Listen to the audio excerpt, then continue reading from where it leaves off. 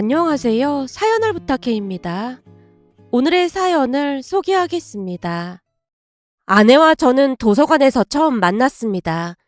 그때 당시 저는 사법고시를 준비하고 있었고 아내는 회사 업무 관련 공부를 하겠다며 도서관을 다닐 때였으니까요. 그때쯤 저는 오랜 시험 준비로 인해 지칠 대로 지쳐 있었고 평소와는 다르게 아내를 보자마자 호기심 같은 것이 생겼습니다. 손바닥으로 가리면 가려질 만한 작은 얼굴에 뚜렷한 이목구비, 무엇보다도 커다란 눈이 한눈에 들어왔으니까요. 왠지 모를 익숙함 같은 것이 느껴졌습니다. 하지만 말 한마디도 붙이지 못한 채 그저 지켜만 보고 있었습니다. 그러던 어느 날은 아내가 열람실 앞 컴퓨터에서 무엇인가를 검색하다가 지갑을 두고 가는 것을 보게 됐고 아내에게 지갑을 건네줬습니다. 여기 지갑을 두고 가셨네요. 어머, 감사해요. 아닙니다. 그럼 저는 이만.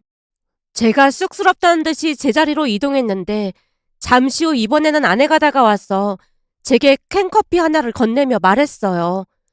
저랑 커피 한잔 하실래요? 안 그러셔도 되는데. 제가 고마워서 그래요. 그러니까 커피 한잔 해요. 아내는 성격이 밝은 사람이었고 웃는 모습도 참 예뻤습니다. 저는 제약회사에서 해외 마케팅 담당 업무를 하고 있어요. 그러다 보니까 이런저런 공부할 게 있어서 공부를 하고 있는데 그쪽은 사법고시 공부하는 거 맞죠? 그걸 어떻게 아세요? 제가 놀란 채 눈을 동그랗게 뜨고 있자 아내가 빙그레 웃으며 대답했습니다. 하루도 빠짐없이 공부를 하고 있길래 지나가다가 호기심에 잠깐 책을 본 적이 있거든요. 근데 사법고시 공부는 대부분 고시원 그런 곳에서 하지 않나요? 저는 잘 몰라서요. 그게 사실은 사실 공부를 너무 오래 하다 보니까 이런저런 생각이 많아져서 고민 중에 있거든요. 그렇게 열심히 공부하면서 고민 중이라니요? 이번 시험도 안 되면 그냥 포기하고 일자리 알아보려고요. 문득 생각해보니까 되지도 않는 공부를 찾고 있다는 생각이 들더라고요. 물론 부모님은 끝까지 뒷바라지 해주시겠다고 했지만 더 이상은 아닌 것 같다는 생각이 들어서 이번에 마지막으로 보고 취업할 생각입니다. 하긴 사법고시가 보통 힘든 일이 아니긴 하죠. 라며 아내가 긴 한숨을 내쉬었는데요. 사실 아버지가 사업을 하고 계셨고 지방에 유지셨기에 경제적으로 큰 어려움은 없었지만 그쯤에서는 왠지 그만해야 할 것 같다는 생각이 들었습니다. 그럼 이번에 안 되면 일자리 알아보는 거예요? 그래야 할 것 같은데 아버지께서 사업을 물려받기를 원하셔서 어떻게 해야 할지 고민하고 있습니다. 사실 아버지는 처음부터 사법고시보다는 사업을 물려받기를 원하셨거든요. 제가 사법고시 때려치운다고 하면 속으로는 더 좋아하실 수도 있을 것 같네요. 그래도 지금까지 공부한 게 너무 아깝네요. 그 생각 때문에 지금껏 놓지 못하고 있었던 건데 이번에 안 되면 깨끗하게 포기할 생각입니다. 제가 씁쓸하게 웃고 있었는데요. 아내가 명함 하나를 건네며 말했습니다. 이것도 인연인데 혹시나 시험 떨어지면 연락 주세요. 제가 술 한 잔 사드릴게요. 네? 합격하면이 아니고 떨어지면 연락을 하라고요? 네, 합격하면 저 말고도 축하해줄 사람이 엄청 많겠지만 떨어지면 혼자 쓸쓸히 있을 것 같아서요. 그러니까 떨어지면 연락 주세요. 제가 맛있는 밥이랑 술 살게요. 아내가 다시 활짝 웃고 있었는데요. 순간 심장이 마구마구 방망이질을 해댔습니다. 그러면서 어쩌면 아내와는 만나게 될 운명 같은 것이 아니었을까 하는 생각마저 들었습니다. 그 뒤 저는 또다시 시험에 떨어졌고 모든 것을 체념한 건조하고 쓸쓸한 웃음만이 새어나올 뿐이었어요. 제 자신이 한심하게만 느껴졌으니까요. 그러면서 문득 아내가 건넸던 명함이 생각나서 문자를 보냈는데요. 사실 그때까지는 큰 기대를 하지 않고 보냈지만 10분도 안 돼서 아내에게 답장이 왔습니다. 결국 우리는 아내가 자주 간다던 횟집에서 술을 마시며 이런저런 이야기를 했어요. 아내에게는 알 수 없는 매력 같은 것이 있었는데요. 같이 있으면 모든 시름과 고통을 잊을 수 있었으니까요. 그날도 잠시나마 모든 시름을 내려놓고 정말 큰 소리로 웃었던 것 같습니다. 그 뒤 아내와는 친구처럼 만나서 시간을 보내고 나다가 몇 달 뒤 중견기업에 취직을 하자마자 우리는 연인 사이가 됐습니다. 물론 아버지는 당신 회사에 들어와서 일을 배우라고 설득을 하기도 했는데요. 어차피 회사 다닐 거 아버지 회사 들어와서 배우는 게 낫지. 굳이 왜 고생을 사서 하려고 그래. 다양한 곳에서 경험을 쌓는 것도 나쁘지는 않을 것 같아서요. 아버지 회사에서 경험 쌓으면 될 거 아니야. 제가 아버지 회사 들어가면 직원들이 제 눈치 보느라 바쁠 텐데 제가 일이나 제대로 배울 수 있겠어요? 저번에도 잠깐 아버지 회사 갔을 때 다들 엄청 눈치 보더라고요. 그랬나? 난 잘 모르겠던데. 그럼 우선 거기서 경험 좀 쌓고 넘어오겠다는 거지? 우선 경력을 쌓아야 아버지 회사에 들어가도 무시당하지 않죠. 감히 사장 아들을 무시하긴 누가 무시해? 물론 우리 앞에서는 다들 눈치 보고 있겠지만 제가 일을 제대로 못하면 바로 뒷담화하고 그럴걸요? 누가 뒷담화를 한다고 그래? 보나마나 사장 아들이라고 들어왔는데 쥐뿔 아는 것도 없고 답답하다고 직원들이 엄청 뒷담화하겠죠. 알았다. 그럼 거기서 경력 좀 쌓고 난 뒤에 들어와서 일 배워야 한다. 그렇게 내가 진즉에 다벚꽃이 때려치우고 일이나 배우라고 했잖아. 라고 속내를 말하던 아버지가 순간 제 눈치를 보며 급히 입을 닫았습니다. 그 뒤 저는 회사에 들어가서 열심히 일을 배웠습니다. 하지만 나이가 적지 않은 나이다 보니 이런저런 시련도 많았습니다. 그럴 때마다 아내가 옆에서 위로를 해주며 많은 도움을 줬고요. 어느 날은 제가 기한지 때문에 골머리를 썩고 있자 아내가 두 팔을 걷어붙이고 도와주기도 했고 기한지를 보던 제가 놀라서 외쳤어요. 이제 보니 일도 진짜 잘하네. 내일이 허구한 날 기한지 작성하는 일인데 뭐. 라며 아내가 쑥스러운 듯 미소 지었는데요. 아내는 성격 좋지 일도 잘하지 뭐 하나 나무랄 데가 없는 완벽한 사람이었습니다. 그렇게 시간이 지나 제가 아내에게 청혼을 했는데요. 그날 처음으로 아내가 풀 죽은 목소리로 대답했습니다. 저기 현수 씨, 그동안 내가 못한 얘기가 있는데 말이야. 못한 얘기라니? 무슨 얘기를 말하는 거야?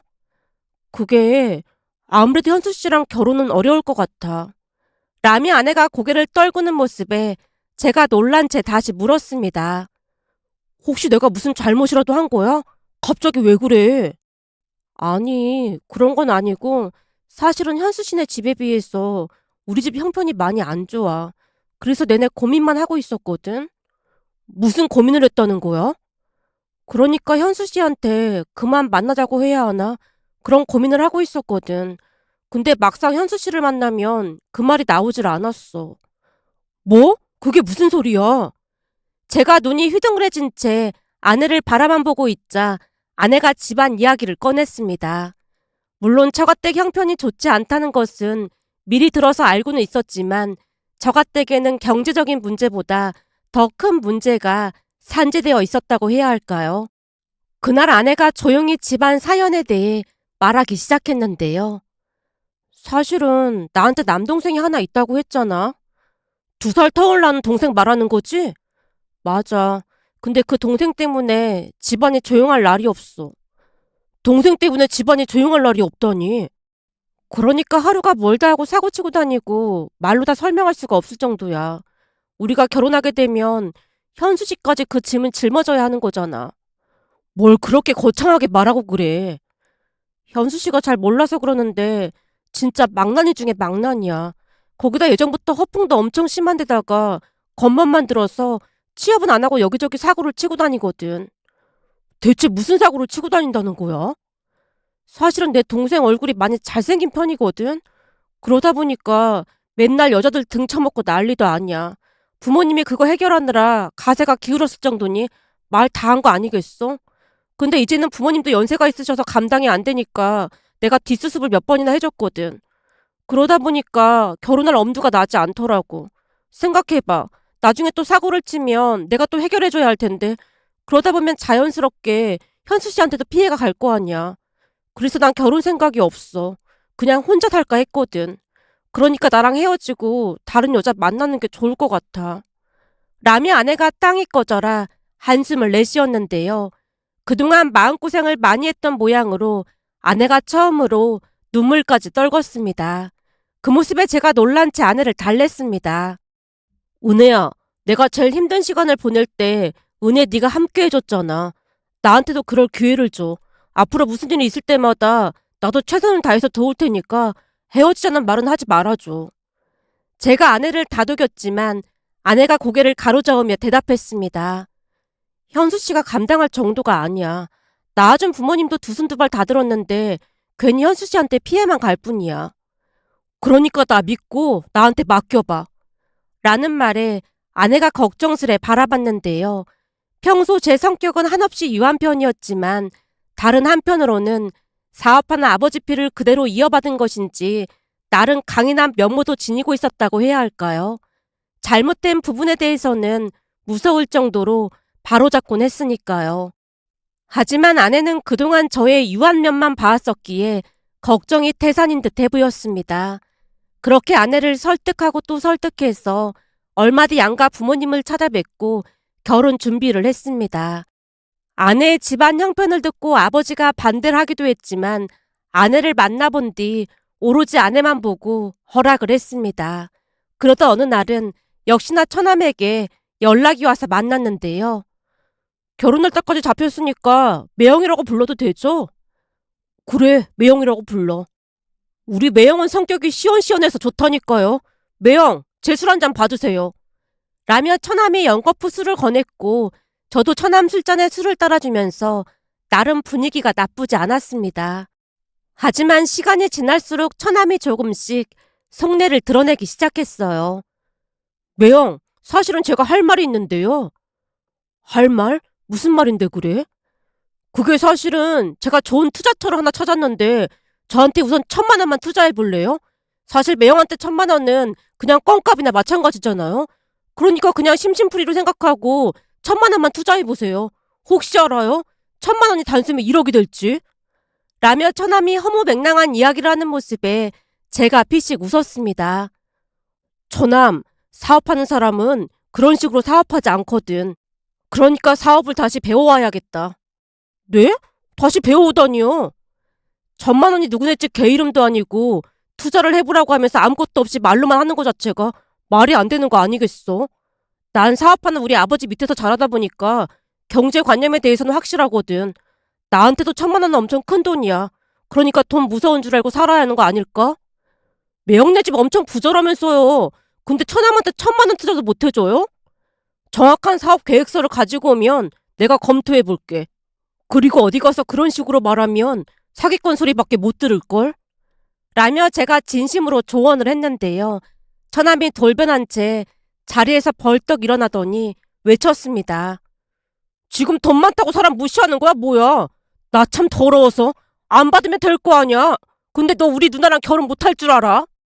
처남이 분하다는 듯이 씩씩대다가 가버렸습니다. 물론 그렇다고 해서 우리 결혼에 큰 문제가 있었던 건 아니었기에 우리는 예정대로 결혼식을 올렸지만 결혼식 내내 처남이 노려보던 모습이 잊혀지지가 않습니다. 결혼을 한 뒤에도 처남과 내내 사이가 안 좋았기에 따로 만나거나 하진 않았는데요.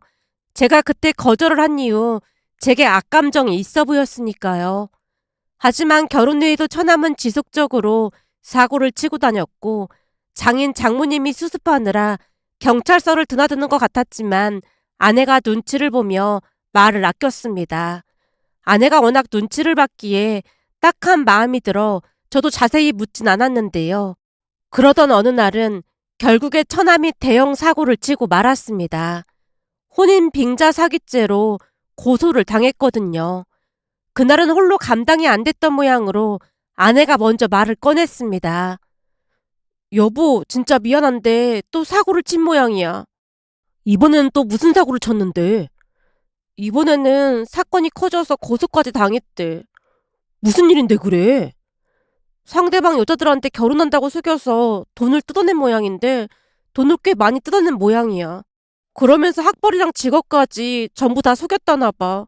나중에 사기당한 걸 알고 여자들이 돈을 돌려달라고 했던 모양인데 흥청망청 다 써버려서 없다고 나자빠졌던 모양이야.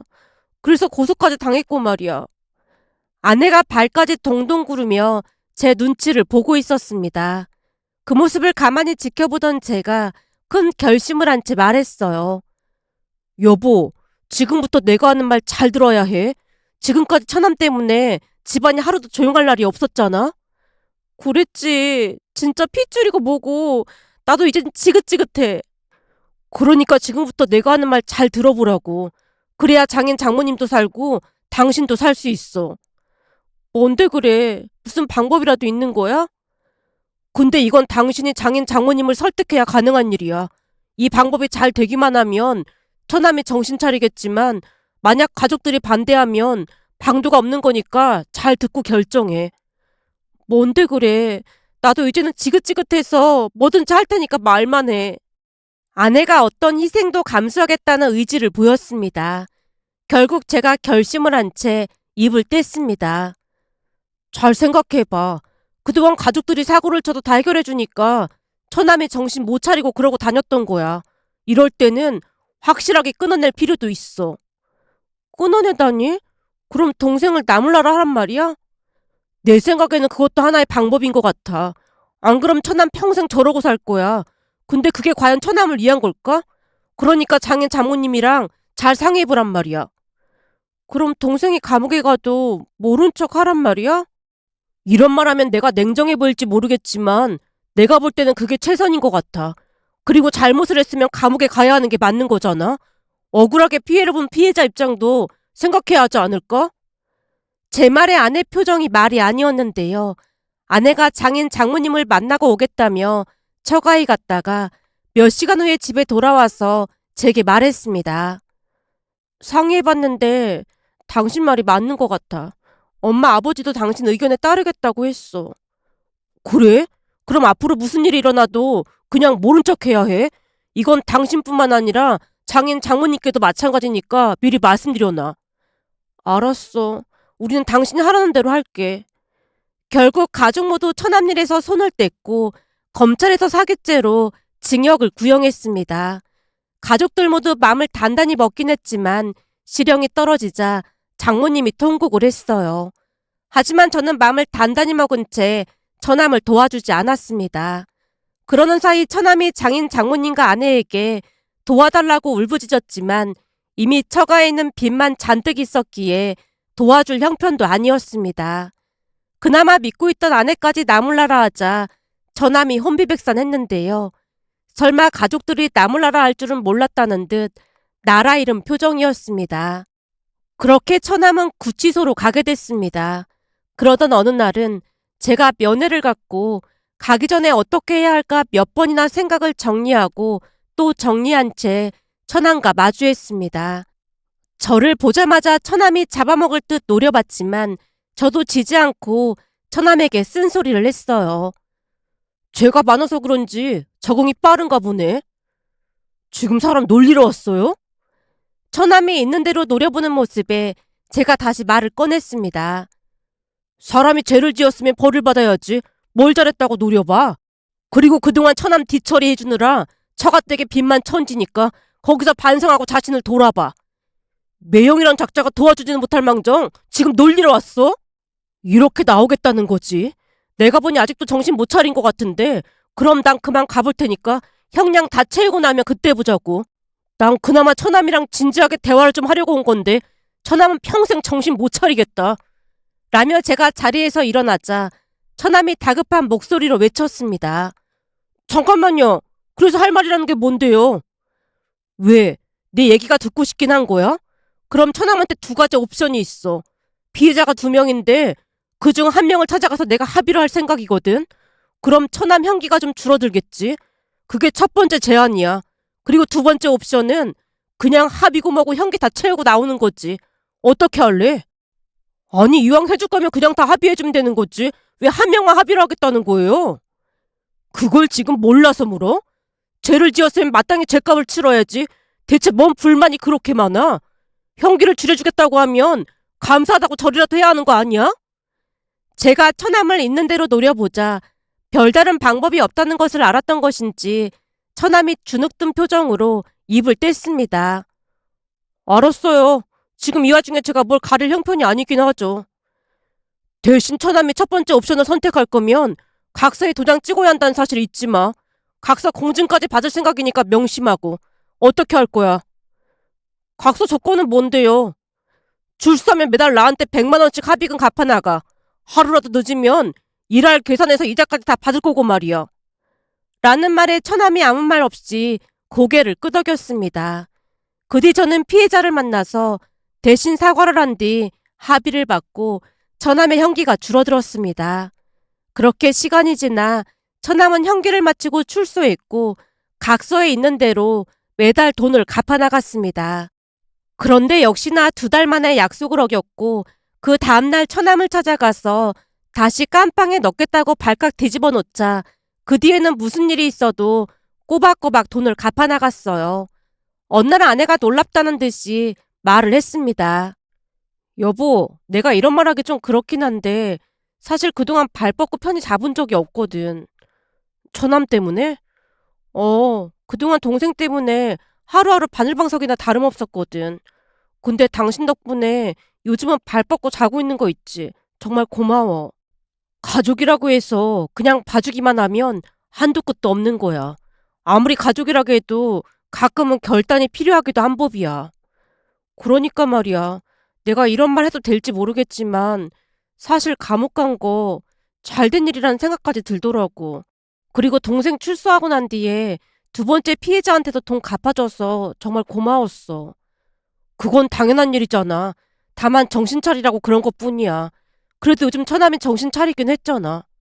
말도 마. 뭔 수작을 부리다가도 엄마 아버지가 당신한테 말한다고 하면 잔뜩 쫄아서 완전 꼼짝 말하래. 대체 뭘 어떻게 했길래 그래? 별로 한 건 없고 한 번만 더 사고 치면 그때는 내가 직접 깜빵에 넣겠다고 했어. 근데 감옥이 힘들긴 했나 봐. 감옥 얘기만 들어도 경기를 하더라고. 라는 말에 아내가 옅은 미소를 지었는데요. 진짜 망나니도 그런 망나니가 없었는데 정신 차린 거 보면 신기하다니까. 엄마가 그러는데 당신 부른다고 하면 혼비백산을 한다고 하더라고. 어쩌면 우리도 진작에 그랬어야 했던 게 아닌가 싶어. 근데 가족으로서 그게 쉬운 일은 아니지. 그리고 사람 성향 잘 안 바뀐다는 말이 있잖아. 좀 잘한다고 마음 놓지 말고 항상 잘 지켜봐야 해. 라는 말에 아내가 고개를 끄덕였습니다. 하지만 천만다행이었던 것은 처남이 더 이상 사고를 치진 않았습니다. 또한 제가 장인 장모님께 편의점을 차려드렸는데 거기서 나름 열심히 일을 하고 있답니다. 한 달에 몇 번씩 만나 상황을 주시하고 있지만 다행히 큰 문제는 없어 보였으니까요. 문득 며칠 전 장모님이 제게 감사 인사를 하는 모습에 지나간 일들이 떠올라 이렇게 글 남겨봅니다. 오늘의 사연은 여기까지였습니다. 즐겁게 보셨다면 구독, 좋아요 부탁드립니다. 고맙습니다.